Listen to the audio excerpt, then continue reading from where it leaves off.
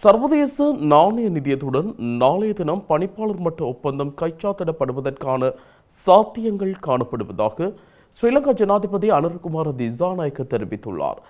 அதன்போது 5 மற்றும் 6வது தவணை கடன்கள் ஒன்றாக கிடைக்கும் என ஜனாதிபதி நேற்றைய தினம் நாடாளுமன்றத்தில் தெரிவித்தார்.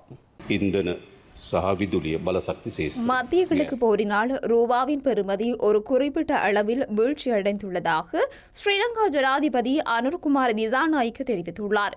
வெளிநாட்டு பண பரிமாற்றங்களில் குறைவு இல்லை எனவும் ஏனைய ஒவ்வொரு மார்ச் மாதத்தை விட இந்த வருட மார்ச் மாதத்தில் கிடைத்துள்ள வெளிநாட்டு பணம் பரிமாற்றத்தின் அளவு அதிகம் எனவும் அவர் குறிப்பிட்டுள்ளார். சுற்றுலாத்துறையின் பருவகாலம் முடிவடைந்து கொண்டிருந்தது. தற்போது சுற்றுலா பயணிகள் போர் நடைபெறும் பிராந்தியங்களிலிருந்து அல்லாமல் மற்றைய பக்கங்களிலிருந்தே வருகின்றனர் எனவும் அவர் குறிப்பிட்டுள்ளார்.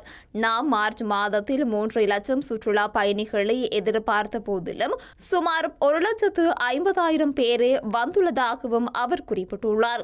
எனவே அதில் ஒரு குறைவு உள்ளது என்றும் அதன் மூலம் கிடைக்கும் வெளிநாட்டு வருமானத்திலும் குறைவு ஏற்பட்டுள்ளது எனவும் அவர் குறிப்பிட்டுள்ளார். நாம் சர்வதேச நாணய நிதியத்துடன் மிகவும் சிறந்ததொரு கலந்துரையாடலை நடத்தியுள்ளோம் எனவும் நாடாளுமன்றத்தின் கட்சி தலைவர்களுடன் சர்வதேச நாணய நிதியம் ஒரு கலந்துரையாடலுக்கு ஏற்பாடு செய்திருந்தது எனவும் அவர் குறிப்பிட்டுள்ளார்.